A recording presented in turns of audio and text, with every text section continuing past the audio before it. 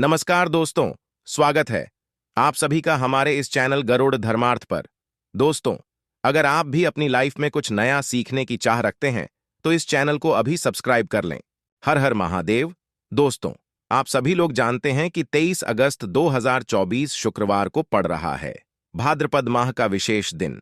दोस्तों, ये जो पंचमी तिथि है भाद्रपद महीने में पड़ने वाला सबसे बड़ी तिथि है, क्योंकि यह भाद्रपद महीने में पड़ रहा है, जिसका बहुत ही बड़ा और विशेष महत्व होता है। और ऐसा दिन पूरे साल में सिर्फ एक ही बार आता है। और दोस्तों, आप सभी लोग जानते हो कि पंचमी का यदि सबसे बड़ा कोई उपाय है तो वो 100 चावल के दाने वाला उपाय है।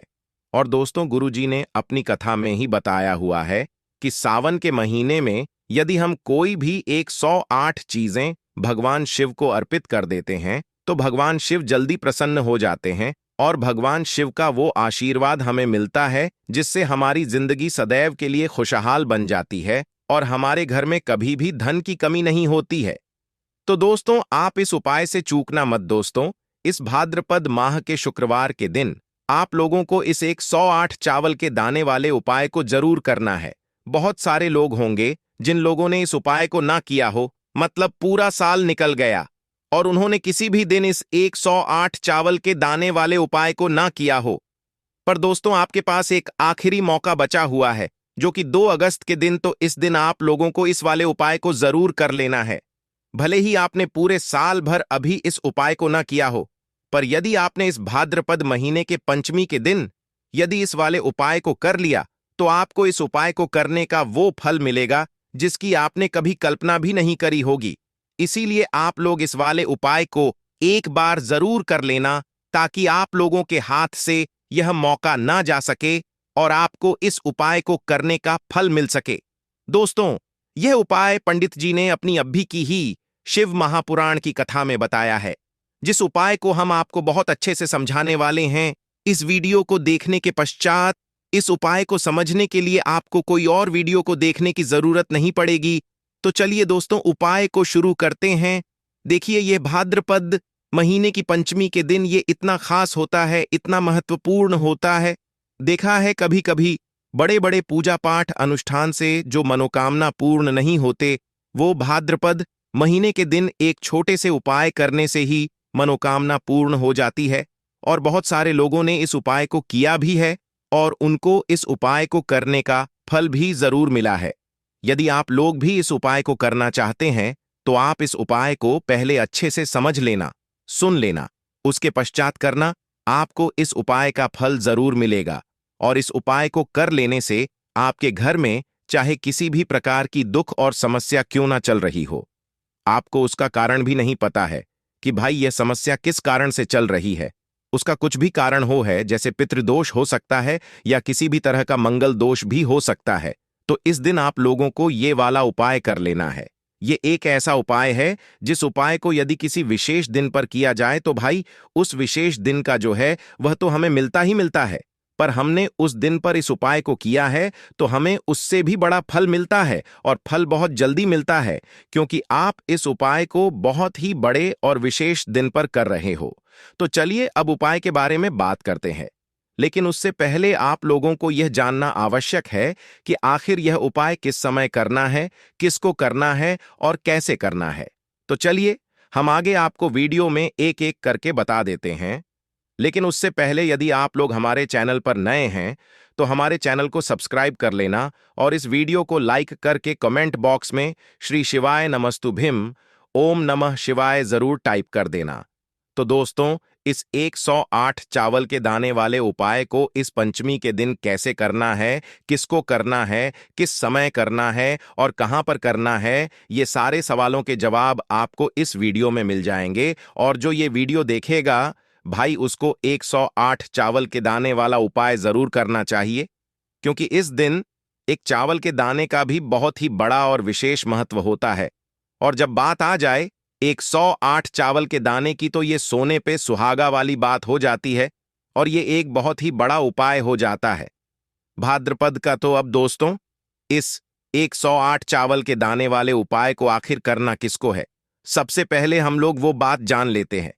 तो देखो, घर की जो बड़ी माताएं बहनें होती हैं उन माताओं बहनों में से कोई भी एक बड़ी माता बहन इस वाले उपाय को कर सकती है। और दोस्तों, यदि आप चाहें तो अपने घर में से सभी सदस्यों को भी इस उपाय को करवा सकते हैं। यदि किसी व्यक्ति की खुद की कोई मनोकामना है, खुद की कोई दुख और परेशानी कि वह अपने लिए ही करना चाहता है, इस वाले उपाय को तो वह खुद अपने लिए भी कर सकता है। बाकी यदि कोई घर में से ऐसा है जो कि अपने पूरे घर परिवार की सुख और शांति के लिए ये वाला उपाय करना चाहता है, तो भाई वह भी कर सकता है। उसमें भी कोई दिक्कत वाली बात नहीं है। कहने का मतलब यह है कि इस उपाय को हर एक सदस्य भी कर सकता है और पूरे घर परिवार के सदस्य के लिए घर की बड़ी माताओं बहनों में से कोई एक माता बहन कर सकती है। माताएं बहनें यदि घर में उपस्थित ना हो या वो यह वाला उपाय ना कर पा रही हो, तो फिर घर का कोई बड़ा सदस्य भी इस 108 चावल के दाने वाले उपाय को कर सकता है, चाहे फिर वह पुरुष ही क्यों ना हो, उसमें कोई भी दिक्कत वाली बात नहीं है। अब दोस्तों, इस 108 चावल के दाने वाले उपाय को हमें करना कहाँ पर है? हमें इसे शिव जी के मंदिर में जाकर करना है। बहुत सारे लोग प्रश्न करते हैं, हर एक को करते समय क्या हम इस उपाय को घर पर कर सकते हैं? तो इस वाले उपाय को आप घर पर नहीं कर सकते हो। इस वाले उपाय को करने के लिए आपको शिव जी के मंदिर ही जाना पड़ी। उसके पश्चात में दोस्तों, जो अगला प्रश्न निकल कर आता है वो यह आता है इस उपाय को लेकर कि आखिर इस उपाय को हमें किस समय करना है? सुबह के समय करना है कि शाम के समय करना है? तो देखो, इस वाले उपाय को आप लोग सुबह के समय भी कर सकते हो और शाम के समय प्रदोष में भी कर सकते हो। अब यदि आप पूछो कि भाई सबसे उत्तम समय कौन सा रहेगा इस 108 चावल के दाने वाले उपाय को करने का, तो हम आपसे बस यही कहेंगे कि इस उपाय को आप सुबह के समय करेंगे तो ज्यादा बेहतर होगा। बाकी यदि प्रदोष काल शाम के समय भी करेंगे तो भी अच्छा होगा, उसमें कोई भी दिक्कत वाली बात नहीं है। तो अब दोस्तों, जो अगली सबसे बड़ी और महत्वपूर्ण बात आती है वो यह आती है कि सुबह यदि हम उपाय को तो हमें कितने बजे से लेकर कितने बजे तक के बीच में करना है, और शाम के समय प्रदोष काल में करेंगे तो हमें कितने बजे से लेकर कितने बजे के बीच में करना है। तो देखो, सुबह जितनी जल्दी हो सके आप उपाय को करने की कोशिश करना।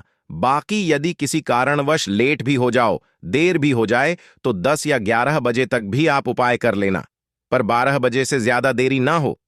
ठीक है, इस बात का ध्यान रखना।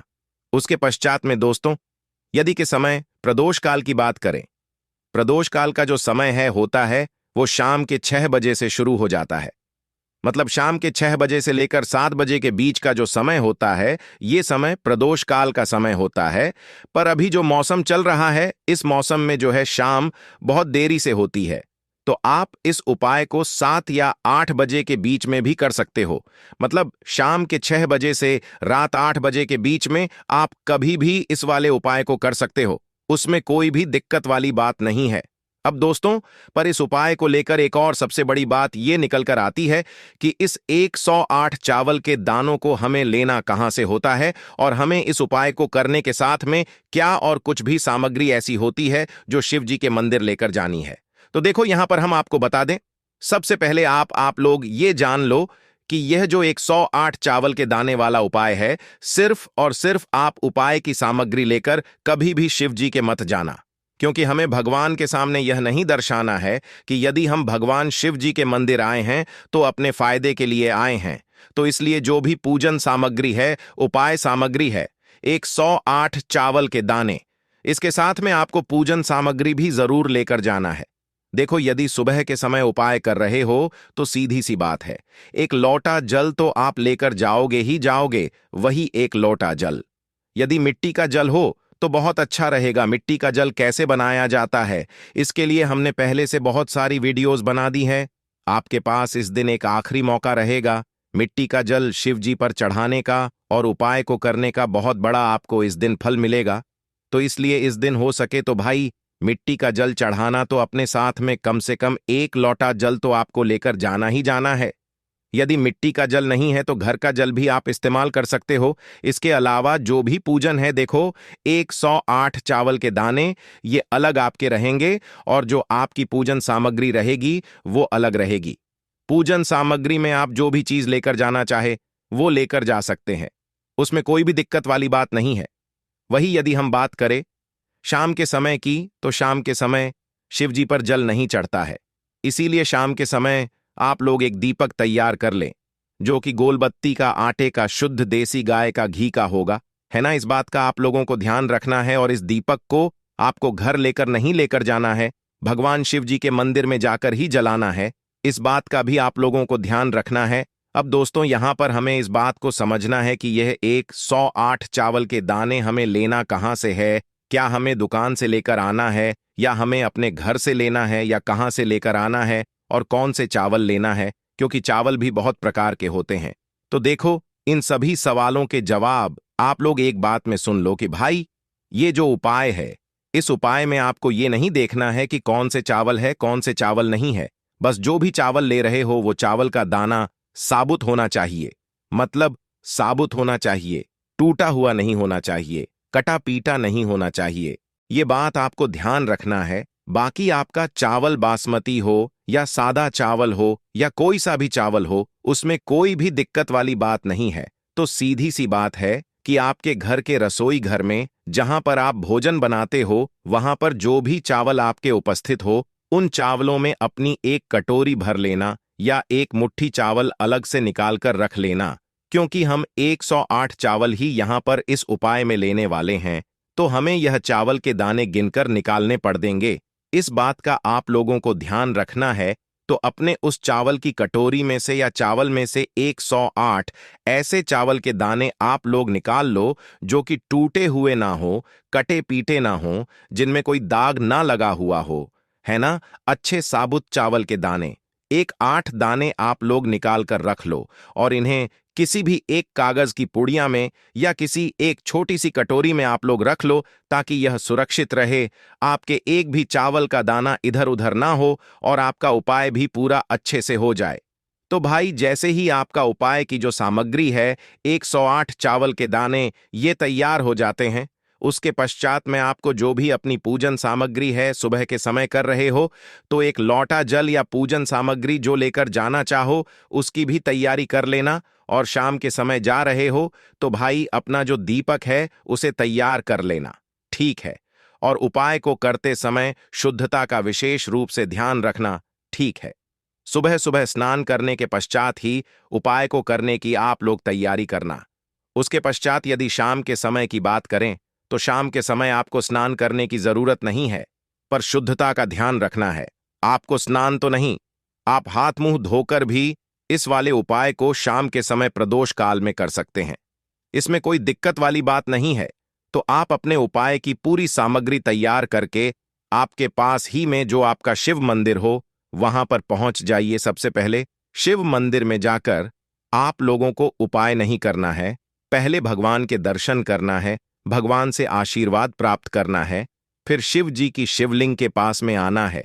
शिवलिंग के पास में आने के पश्चात आप जो पूजन लेकर आए हुए हैं, जैसे कि सुबह गए हुए होंगे तो एक लौटा जल और जो भी पूजन सामग्री लेकर आए हैं, आप उनसे भगवान शिव जी की पूजन कीजिए। सबसे पहले तो एक लौटा जल ही चढ़ेगा, उसके पश्चात में आपकी पूजन सामग्री चढ़ेगी। उसके पश्चात में यदि दोस्तों शाम के समय यदि आप इस उपाय को कर रहे हो तो अपने साथ में कम से कम एक जो दीपक है गोल बाती का जो आप अपने साथ में लेकर गए हो, उस दीपक को मंदिर में जाकर अपनी जिससे जलाना है और उस दीपक को शिवलिंग के पास में रखना है, ठीक है। इस दीपक को रखने के पश्चात ही आप लोगों को अपना ये वाला उपाय शुरू करना है। और दीपक को ज्यादा पास में मत रखना, वैसे भी गर्मी पड़ रही है, भगवान शिव जी को आंच नहीं लगनी चाहिए, है ना। तो भाई, जैसे ही आपकी पूजा अर्चना हो जाती है, आप भगवान शिव जी को प्रसन्न कर लेते हैं।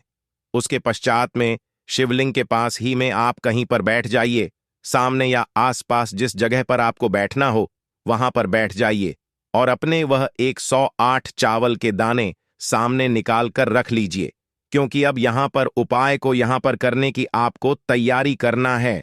और इस तरीके से जब आप उपाय करेंगे, पूजन सामग्री करने के पश्चात, पूजन अर्चना करने के पश्चात, तो आपको उपाय का फल बहुत जल्दी और बहुत बड़ा होकर मिलेगा। तो अपने 108 चावल के दाने अपने सामने निकाल कर रख लेना। और यह जो उपाय है यह आपकी सीधे हाथ की हथेली से होगा, इसलिए इस बात का भी विशेष रूप से ध्यान रखना है। तो सीधे हाथ हथेली का प्रयोग करके ही आप लोग अपना इस वाले उपाय को करना। अपने सामने जो भी आपकी कागज की पुड़िया है उसको खोल कर रख लो या कटोरी है तो भाई उसे अपने सामने रख लो और अपने वह 108 चावल के दाने निकाल लो। ठीक है।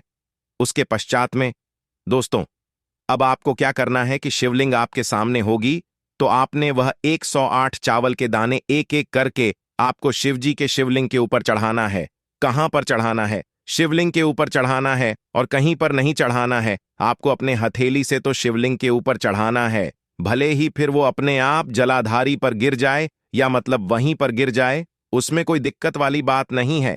पर आप चढ़ाओ शिवलिंग के ऊपर ही। तो आपको क्या करना है?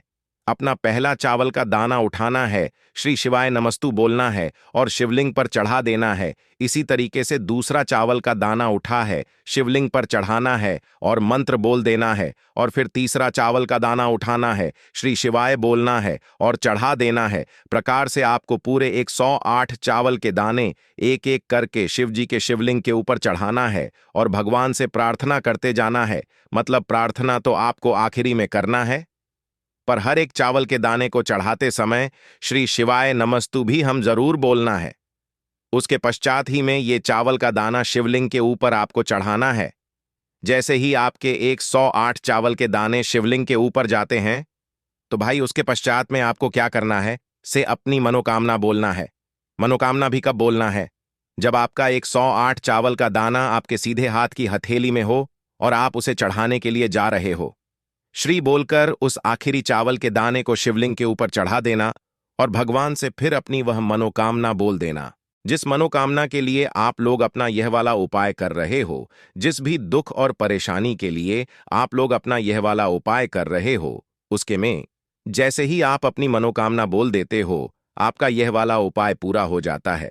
पर दोस्तों, उपाय को करने के पश्चात आप लोगों को 2 मिनट भगवान शिव जी के मंत्र का जाप जरूर करना है और मंत्र का जाप करने के पश्चात भगवान से एक और बार प्रार्थना करना है अपनी मनोकामना के लिए या अपनी जो भी दुख और परेशानी है उसके लिए। इसके पश्चात में आप लोग भगवान को देखकर भगवान से प्रार्थना करके उनसे आशीर्वाद लेकर वहां से सकते हैं और अपने घर पर जा सकते हैं।